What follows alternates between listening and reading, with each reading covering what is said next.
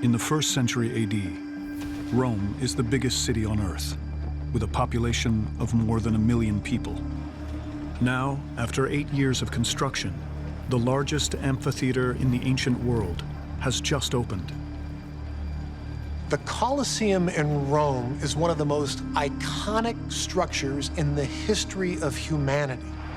The new emperor, Titus, is a war hero who inherited the throne less than a year ago.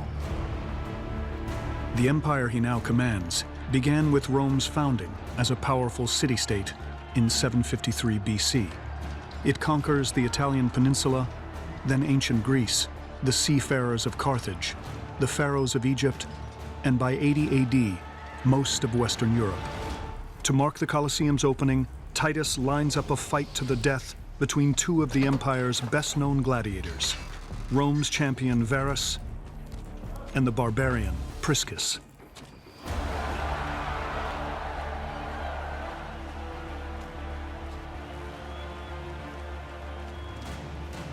They're the prime athletes of ancient Rome.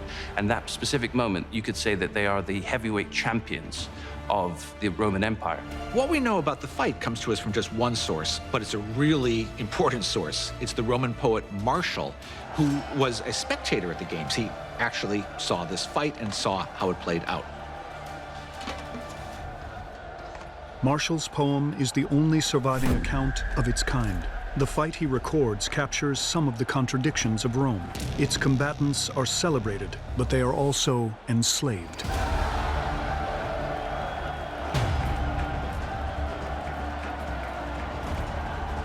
Can you imagine if you are a gladiator from Germany and you look up at the imperial box and there is Rome's emperor in the flesh with the power of life and death over you? Well, that must have been an overwhelming experience. The emperor's presence in the imperial box was absolutely key. The emperor could see everyone and everyone could see him. The games are all about the Roman emperors giving the people what they need, and it's always described as bread and circuses. They had to feed the people of Rome, but once they were fed, they had to be entertained. Let the games begin! The schedule is an astonishing festival of death. The standard sequence of events was as follows. In the morning is when you had the venationes, the beast combats.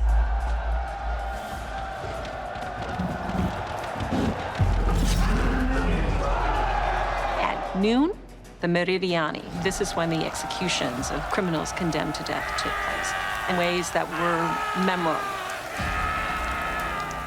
And in the afternoon is when you had the paired combats, the gladiators, the ones that entertained most of the people. When we are out there, you are not my friend. You are not my brother. You are my enemy. There are huge stakes for Priscus and Varus. The pressure must have been incredible. They are the headlining fight. And they will walk into that arena knowing that one of them may not walk out of there alive. Gladiators enter the arena through the Porta Sana Vivaria, the gate of life. If victorious, they leave the same way. If defeated, they exit through the Porta Libitina, the gate of death. The winner will be given a rudis, a wooden staff given as a trophy which symbolizes his freedom. So the stakes couldn't be higher. It's death or freedom.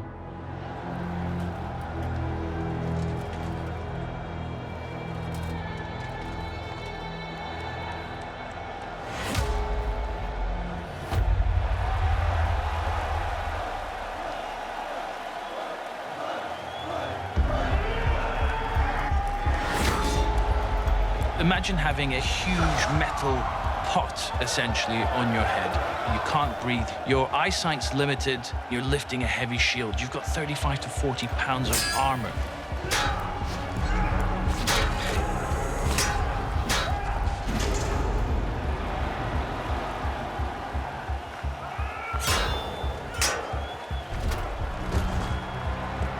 The noise of the crowd, the heat, your heart pumping.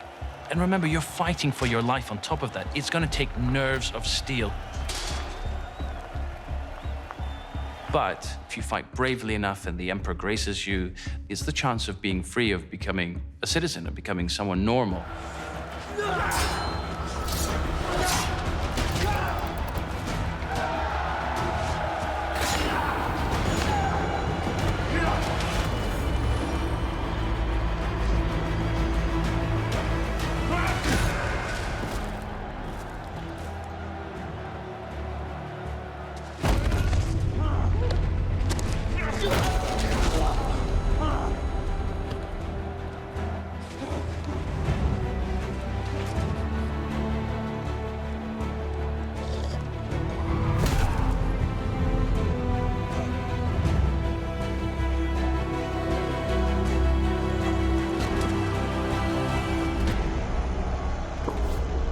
They'd battled to a brutal draw.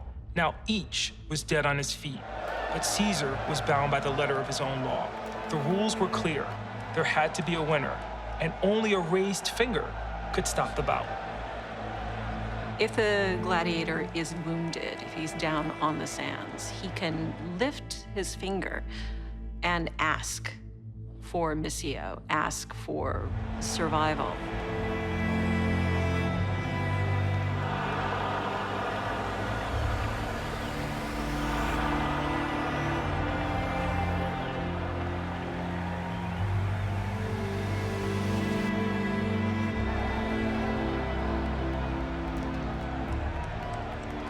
What Marshall says is that they both submitted, and the crowd don't know what to make of it. One staff, one winner.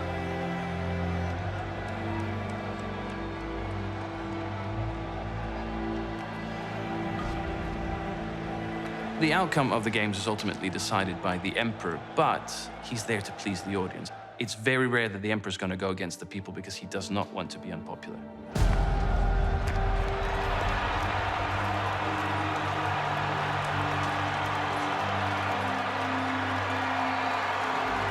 And the crowd, you can imagine, are going wild. Some of them will have been cheering for Priscus, some cheering for Verus. What's the emperor going to do? He might say, well, you've both submitted. You should both die. Ultimately, Titus is going to have to make a decision, but he cannot go against his word. There is only one staff. And that means there can only be one winner! Holding the rudis, this symbol of liberty, Titus is literally holding their life and death in his hands.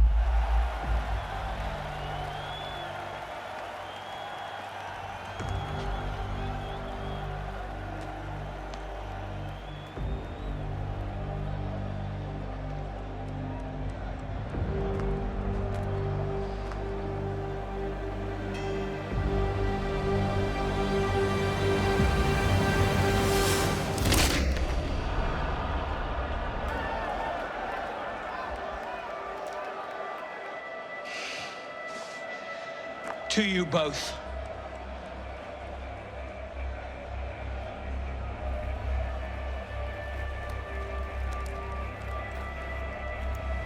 Champions of Rome!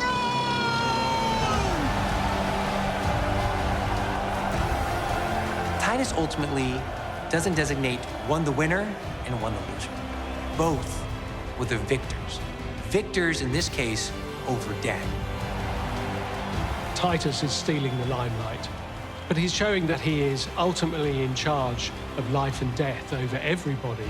And if you fight well, if you serve him well, if you're loyal to the emperor, then you will be rewarded. Titus has used his political instincts to turn a potential embarrassment into a triumph. It's a culmination of power, of control, of distraction. It's everything, really, that the Coliseum stood for. Imagine what it must feel like for Priscus and Verus. Overwhelming relief, pride, joy, and they will have been conscious that they're going to be remembered forever. And here we are still talking about them.